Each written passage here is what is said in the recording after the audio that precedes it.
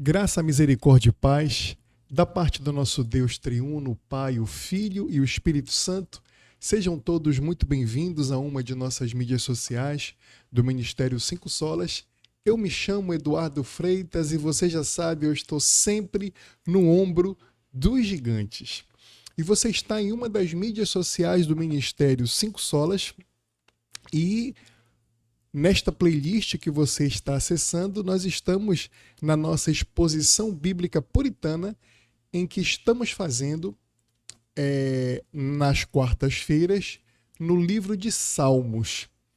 E nós já iniciamos uma série no Salmo de número 9, e hoje nós iremos ver os versículos 1 e 2 do Salmo de número 9, para a glória do nome do nosso Santíssimo Deus, e eu espero que seja uma bênção para a sua vida, porque foi para a minha vida fazer esse estudo, perfeito?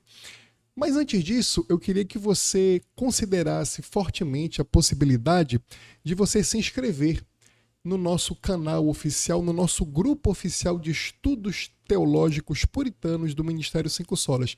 O endereço está aqui embaixo, t.me/5 Solas Oficial. Venha estudar conosco neste grupo, neste canal do Telegram. Nós temos diversas salas de aula, nós temos chats, nós temos a possibilidade de você poder fazer um discipulado individualizado, uma mentoria diretamente comigo, se você for homem, ou se você for mulher, com a minha esposa, a irmã Kate, onde nós iremos juntos ajudar a você, te dando instrumentos, te dando conselhos, orando com você, te ouvindo para o seu crescimento espiritual. Então, considere fortemente entrar no nosso grupo de estudos no Telegram, e os recursos são quase que 100% gratuitos. Algumas poucas coisas ali são realmente pagas, mas eu diria que 99% do nosso conteúdo, graças a Deus, ainda é inteiramente gratuito para o povo de Deus, independentemente da denominação que você seja,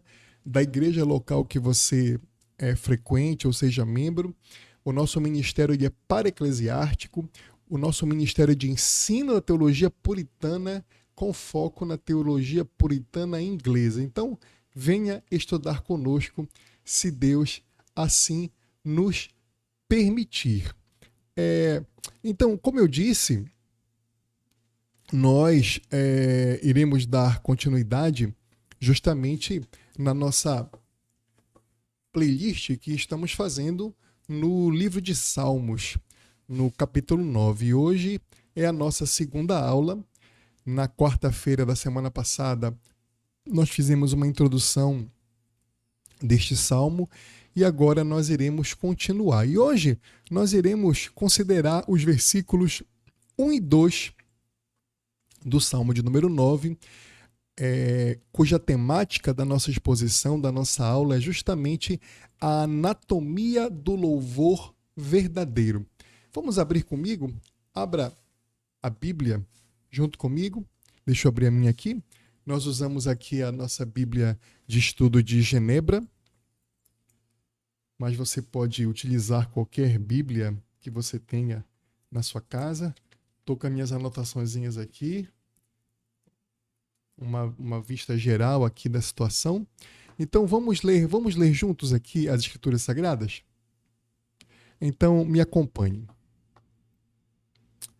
Diz assim os versículos 1 e 2 do Salmo de número 9.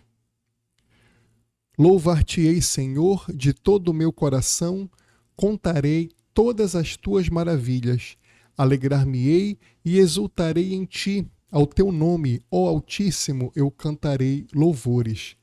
Graças a Deus, esta é a palavra do Senhor. Vamos orar? Senhor nosso Deus, misericordioso, bondoso, nós te agradecemos por essa indizível graça tua de podermos abrir a tua palavra e estudarmos. Faça com que seja lâmpada para os nossos pés e luz para os nossos caminhos, abre as nossas mentes, nos torna praticantes da tua palavra e não meros ouvintes. nos livra de falarmos ou ensinarmos ou aprendermos qualquer heresia na aula de hoje e abençoe aqui os nossos estudos. É o que te pedimos em nome de Jesus, no poder do Espírito Santo. Amém. Meus irmãos, eu tenho aqui fiz algumas pequenas aqui anotações, justamente para considerar com vocês esse salmo, né? O salmo de número 9, antes de nós adentrarmos aqui na aula de hoje, propriamente dita, ele faz parte aqui do primeiro livro desta coletânea de hinos e louvores que é o Salmo, o livro de Salmos. Então, o livro de Salmos é dividido historicamente desde a literatura judaica em diversos livros, né? E esse Salmo de número 9 faz parte do livro 1 desta enciclopédia de louvores do Antigo Testamento. E esse livro 1 vai do Salmo de número 1 ao Salmo de número 41. É um Salmo de Davi, o Salmo de número 9. Nele nós temos 20 versículos e temos 9 perícopes. Perícopes, você já sabe, já ensinei para você.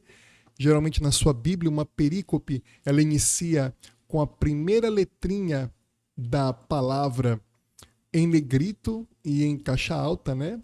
Letra maiúscula, e vai até o último versículo que antecede a outra perícope que inicia também com a primeira letrinha da palavra em negrito, né? Então, por exemplo, aqui no Salmo de número 9, a primeira perícope que nós podemos ver aqui é justamente a perícope que vai dos versículos 1 a 2 que nós acabamos de ler.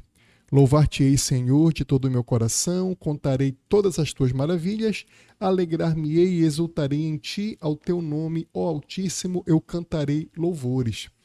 Então aqui é justamente uma perícope. Então este salmo ele possui 9 perícopes. As perícopes são da seguinte forma elencadas. Os versículos 1 e 2 é um louvor ao Senhor. Os versículos 3 e 4 é uma motivação a este louvor. Os versículos 5 e 6 nós temos a figura de Deus como Senhor da justiça. Os versículos 7 ao 10 é Deus como eterno e justo juiz. Os versículos 11 e 12, eu anotei aqui para vocês, é uma conclamação ao louvor a Deus. Os versículos 13 e 14, nós temos uma oração pela misericórdia do Senhor. Os versículos 15 a 16, esta perícope fala sobre o destino das nações ímpias pelo justo julgamento de Deus, do Senhor. Os versículos 17 e 18 falam do juízo dos perversos e a misericórdia do Senhor para com seu povo eleito. E a última perícope, no caso a nona perícope do capítulo 9 do livro de Salmos, os versículos 19 e 20, é justamente uma oração pelo justo juízo de Deus. Já verificamos também que este salmo é, segundo a melodia, a morte para o filho, e aqui nós iremos abordar nesta série um pouco sobre esse assunto. Já vimos um pouquinho na introdução, mas vamos dissecar melhor isto. E parece ser um lamento de Davi, mas inicia como uma ação de graças. O salmo todo parece ser um lamento de Davi, de fato é, mas ele inicia como uma ação de graças, que são esses primeiros 2 versículos que nós iremos estudar hoje. A própria Septuaginta, que é justamente a versão grega do Antigo Testamento, a Septuaginta ou Septuaginta era a Bíblia que o Senhor Jesus utilizava, que os apóstolos utilizavam, e ela trata os salmos 9 e 10 como se fossem um salmo só. Então a Septuaginta ela une os salmos 9 e 10 como se fossem um salmo só. Então nós temos aqui basicamente quatro estilos, vamos dizer assim, neste salmo de número 9. Nós temos aqui louvor, nós temos aqui motivo para este louvor, nós temos oração e nós temos juízo de Deus, né? Os versículos 1 e 2 e 11 e 12 fazem parte do louvor. Já os versículos 3 e 4 e 7 e 10 são a motivação de Davi para fazer esse louvor. Já os versículos os versículos 3 e 4, 5, 6, 7 e 10 são a motivação de Davi para fazer esse louvor, que a minha colinha me confundiu um pouquinho. E os versículos 1 e 2 e o 11 e 12 é que são louvor ao Senhor. Já os versículos 13, 14 e 19 e 20 é oração de Davi, uma oração especificamente falando. E os versículos 15, 16, 17 e 18 é sobre o juízo de Deus. Então, meus amados, ditas estas palavras, é importante que nós saibamos que esta nossa série, deixa eu mudar aqui a câmera, esta nossa série, ela vai estar no ombro de 4 gigantes. Nós estaremos nos ombros de 4 gigantes. Nós estaremos nos ombros de João Calvino, nós estaremos nos ombros de Matthew Henry, Matthew Poole e Charles Spurgeon. São esses 4 gigantes da nossa fé, os quais nós subiremos nos ombros para aprendermos e estudarmos esta passagem das Escrituras. A temática principal que nós iremos ver aqui é a vontade e a sinceridade na adoração. Nós veremos conceitos principais nesses versículos, o coração unido e a rejeição da hipocrisia. Nós faremos uma análise comparativa aqui do pensamento de João Calvino, de Matthew Henry, Matthew Poole e Charles Spurgeon. Nós faremos um resumo do que nós já vimos até aqui, teremos um gancho para a nossa próxima aula e faremos aplicações para as nossas vidas e finalizaremos com agradecimentos. Então, basicamente esta é a estrutura da nossa aula. Meus amados, para nós extrairmos o ouro destes versículos 1 e 2, que são os versículos que nós estaremos considerando na nossa aula de hoje, nós convocamos hoje um concílio de peso. Nós temos Matthew Poole, este puritano inglês maravilhoso com a sua precisão linguística. Nós temos aqui a figura de outro puritano inglês, o Matthew Henry, com sua piedade devocional. Nós temos Charles Haddon Spurgeon, o príncipe dos pregadores com a sua profundidade emocional. E, claro, nós teremos também o nosso grande reformador de Genebra, João Calvino, que em seus escritos sobre este salmo fez uma defesa feroz contra a hipocrisia religiosa. Juntos, eles nos mostram, meus amados, que Davi não está apenas cantando, ele está aqui guerreando contra a ingratidão e a duplicidade de coração. Vamos fazer um pequeno resumo do que nós já vimos até agora?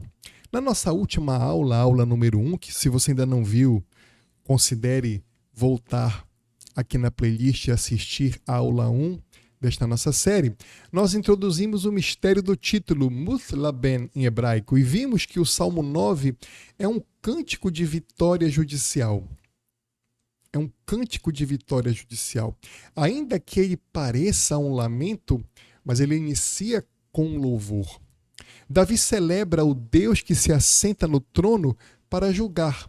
Mas antes de descrever a queda dos inimigos, que nós veremos na próxima aula, Davi aqui, o grande rei Davi, ele descreve a postura da sua própria alma. A vitória externa no campo de batalha começa com uma vitória interna no campo de adoração. E isso nós já podemos iniciar fazendo aqui uma primeira aplicação de cara para as nossas vidas, é que primeiro nós temos que cuidar da nossa vida espiritual. Primeiramente, nós temos que cuidar da nossa vida espiritual. Aí, eu pergunto para você, quanto tempo você reserva dos teus devocionais, da tua oração que você faz, para pedir a Deus pela tua vida espiritual? Quanto tempo? Quanto tempo você reserva para isso? Não que não seja correto você, em suas orações, pedir a Deus pela sua saúde, pela sua família, pela conversão dos seus parentes, dos seus amigos, pela sua igreja, pela sua nação, enfim. É legítimo e é bom. Mas quanto tempo você leva pedindo para que Deus guarde o teu coração, guarde a tua vida espiritual? E neste salmo nós aprendemos com Davi o quão importante é nós termos a nossa vida espiritual, esta batalha, sendo fortalecidos para esta batalha com o Espírito Santo do Senhor. Então eu conclamo a você, se você ainda não reservou constantemente um precioso tempo para pedir pela sua vida espiritual, comece a fazê-lo, tá bom? Comece a fazê-lo.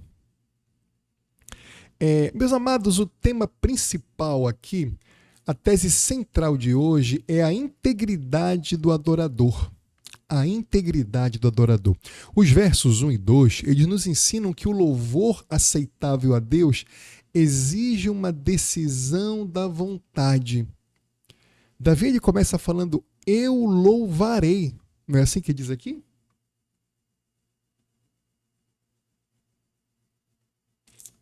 Louvar-te-ei, Senhor, de todo o meu coração.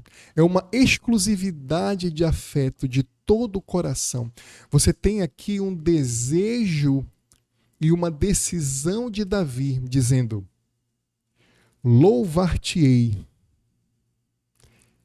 E também nós vemos aqui a exclusividade de afeto, de todo o coração, de toda a inteireza do meu coração. Como veremos com João Calvino e Charles Spurgeon, Deus rejeita a adoração dividida ou uma adoração fingida. E por conta disso, nós temos aqui principais conceitos para nós nos determos nestes dois versículos. Nós temos aqui o coração inteiro, que é a antítese do coração dobre, ou do coração hipócrita, ou do coração dividido. Nós temos aqui a memória da graça, que é a obrigação de contar, de narrar as obras de Deus. E por último, nós temos a alegria teocêntrica, alegrar-se em Deus e não apenas nas dádivas que Ele nos dá. E nesse diapasão é importante nós nos recordarmos sempre, meus amados irmãos, da primeira pergunta do nosso breve catecismo de Westminster. E se você quer saber mais sobre o breve catecismo de Westminster e outras matérias e assuntos importantes da teologia puritana inglesa, mais uma vez, considere entrar aqui no nosso canal no Telegram, t.me/5solas-oficial, que nós temos ali uma sala de aula específica estudando as perguntas dos símbolos de fé de Westminster, em especial aqui do breve catecismo. Então, o breve catecismo de Westminster, meus amados irmãos, ele nos ensina que o fim principal do ser humano é glorificar a Deus e gozá-lo para sempre. Gozá-lo para sempre é ter prazer, ter alegria, ter felicidade em Deus. Então, esta alegria teocêntrica significa alegrar-se em Deus e não apenas nas bênçãos, nas dádivas que Ele nos dá. Perfeito? Essa decisão da vontade, louvar-te-ei, Senhor, nós temos que observar a repetição do eu farei. O louvor aqui não é passivo, não é passivo. Nós podemos observar aqui que Spurgeon, por exemplo, nos diz que é dever nosso louvar o Senhor, executemo-lo como privilégio. Spurgeon diz. Já João Calvino, ele aprofunda este conceito e aprofunda essa temática ao contrastar Davi com os ímpios. Calvino nota que os homens profanos, quando vencem, até fazem barulho de louvor, mas imediatamente começam a vaidosamente gabar-se e a obscurecer como se pudessem a glória de Deus, atribuindo o sucesso à sua própria força ou à sorte. Davi, ao contrário, decide voluntariamente atribuir tudo a Deus. Voluntariamente atribuir tudo a Deus. E é importante essa distinção porque Davi não só ele decide louvar a Deus de todo o seu coração, com toda a sua vontade, e decide ter prazer, alegrar-se nisso. É o que nós vemos aqui nos versículos 1 e 2. No versículo 1 ele fala: louvar-te-ei, Senhor, de todo o meu coração, contarei todas as tuas maravilhas. Ou seja, Davi, aqui, ele tem o firme propósito de louvar ao Senhor, bem como de contar as suas maravilhas. E isto não de uma forma dividida ou de uma forma, vamos dizer assim, mitigada, enfraquecida por outras motivações, não, mas é de todo o seu coração, da inteireza do seu coração. E no versículo 2, Davi não só tem esta intenção inteira de louvar ao Senhor e contar as suas maravilhas, mas ele tem prazer nisto. Alegrar-me-ei e exultarei em ti, ao teu nome, ó Altíssimo, eu cantarei louvores. Então Davi não só tem esta vontade, meus amados irmãos, de adorar ao Senhor e contar essas maravilhas, mas ele tem prazer nisso. Ele tem verdadeiro prazer nisso. Com isso, nós vamos ao nosso segundo ponto, que é a anatomia do coração, de todo o meu coração. O que significa isso? Spurgeon, o príncipe dos pregadores, ele é cirúrgico. Ele diz assim: meio coração não é coração algum. Então, se você ama pela metade, você não ama. Se você faz pela metade, você não fez. Então, meio coração não é coração algum. É que o Spurgeon nos ensina. Matthew Poole, outro puritano inglês, ele também define exegeticamente como um coração sincero, afetuoso e unido. Percebe? Spurgeon fala de toda a inteireza do coração e Matthew Poole explica isso. O que significa essa inteireza? É um coração sincero, afetuoso e unido nessa motivação de adorar ao Senhor e louvá-lo. Mas é Calvino quem nos dá, vamos dizer assim, o golpe final para o entendimento deste versículo. João Calvino, o professor, o mestre de Genebra, ele explica que todo coração equivale a um coração reto e sincero, que é o oposto direto de um coração dobre. Deus odeia a duplicidade. Não podemos ter um coração no santuário e outro no pecado. Não podemos. Nós não fazemos, como puritanos, distinção entre secular e religioso. Para nós, toda a nossa vida, todo o nosso coração tem que ser um louvor e uma glória ao Senhor Deus. Vivermos a nossa vida corandeu. Corandeu. Ou seja, meu amado irmão, minha amada irmã, meu amigo, minha amiga, em toda a sua vida, seja na sua igreja, seja na sua casa, na sua família, com seus amigos, parentes, colegas de trabalho, na faculdade, no seu lazer, assistindo a Netflix, assistindo a Prime, a Disney, assistindo a Eden Plus. Assistam a Eden Plus, é excelente. Procurem Eden Plus. Qualquer dia eu posto aqui um videozinho para vocês. É a Netflix verdadeiramente protestante, maravilhoso. Então, tudo que você faz, seja comendo, bebendo, se divertindo, tem que fazer para a glória de Deus, sabendo que você está corandeu diante do Senhor Deus. E com isso nós vamos para o nosso terceiro ponto, o conteúdo do louvor. Contarei todas as tuas maravilhas. Nós já sabemos que Davi, ele decide adorar e louvar o Senhor de todo o coração, contando as suas maravilhas. É esse conteúdo do louvor.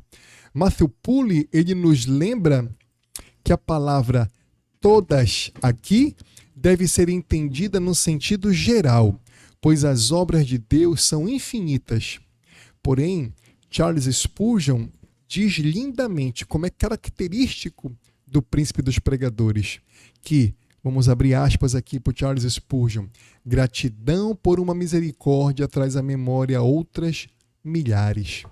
É um efeito cascata, meu amigo, minha amiga, meu irmão, minha irmã. Calvino acrescenta uma nota de advertência. O crente sincero não pode maliciosamente suprimir as obras de Deus. O hipócrita, ele conta apenas o que lhe convém. Já o verdadeiro adorador, ele narra a história completa da graça, mesmo quando isso humilha. E, de fato, a nossa salvação, que é um ato monergístico de Deus, só vem dele, nos humilha, porque não dependeu de nada que nós pudéssemos fazer. E com isso nós vamos para o nosso quarto ponto da nossa aula de hoje, que é o foco da alegria. O foco desta alegria. Em ti me alegrarei. É como inicia o versículo 12. Aqui o Matthew Henry, ele brilha, meu amigo, minha amiga, meu irmão, minha irmã. Ele brilha com a sua piedade. Vamos abrir aspas aqui para o Matthew Henry. Alegrar-me-ei e exultarei em ti, não no dom, tanto quanto no doador. Em ti, eu me alegrarei em ti, Senhor, e não nas tuas bênçãos que tu me dás tão maravilhosas, não nos dons que tu me dás tão maravilhosos, mas em ti, pelo que tu és. João Calvino, ele concorda com isto e ele expande. Os fiéis não exultam na carne nem na vaidade do mundo, não. Mas a sua alegria repousa inteiramente em Deus. A tua alegria repousa em Deus? A tua alegria está em Deus fundamentada? A diferença entre o idólatra e o cristão é que o idólatra, meu amado irmão, minha amada irmã, meu amigo e minha amiga, ele se alegra com a bênção, com o milagre, a cura, a prosperidade, a família abençoada.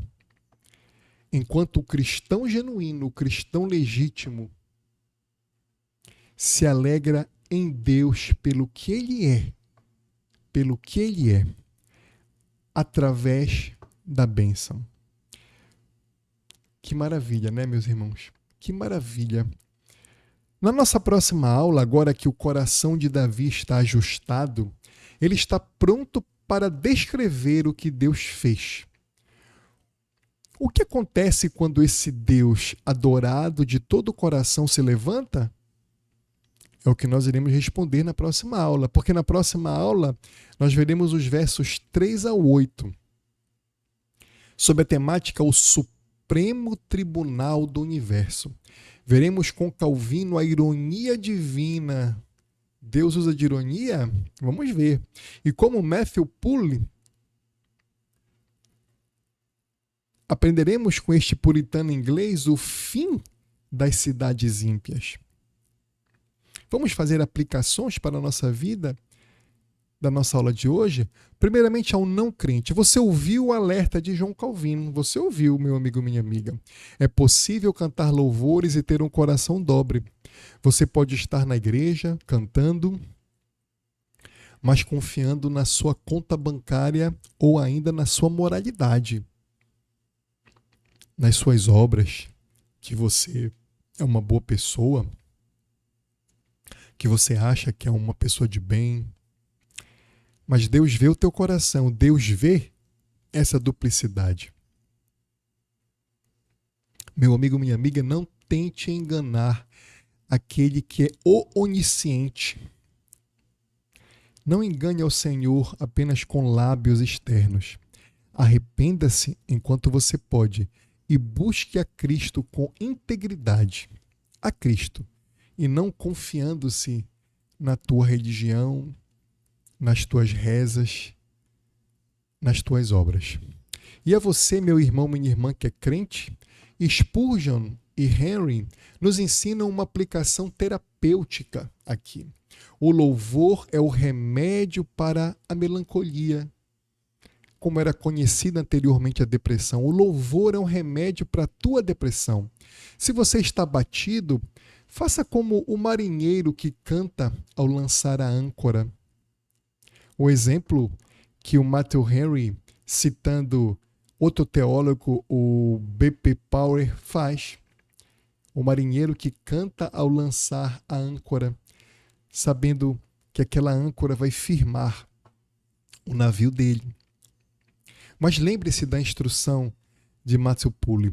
Faça isso com o coração unido, com a inteireza de todo o teu coração. Não louve, meu irmão, minha irmã, ao Senhor Deus mecanicamente. Reúna os seus ternos afetos, sua memória e a sua vontade. E conte as maravilhas de Deus até que a sua alma se aqueça novamente.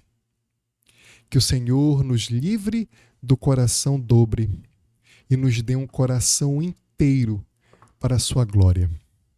Eu me chamo Eduardo Freitas. Estou sempre no ombro de gigantes. Como na aula de hoje, nós estivemos nos ombros de Spurgeon, Henry, Poole e Calvino. E você desfrutou de um conteúdo do Ministério 5 Solas. Esta aula foi elaborada por mim, irmão Eduardo Freitas. Sou pós-graduado em Teologia Reformada pelo Instituto Reformado de São Paulo e faço MDiv, o mestrado, na FITREF, Faculdade Internacional de Teologia Reformada. Fique com Deus e até a nossa próxima aula, se Deus assim o permitir.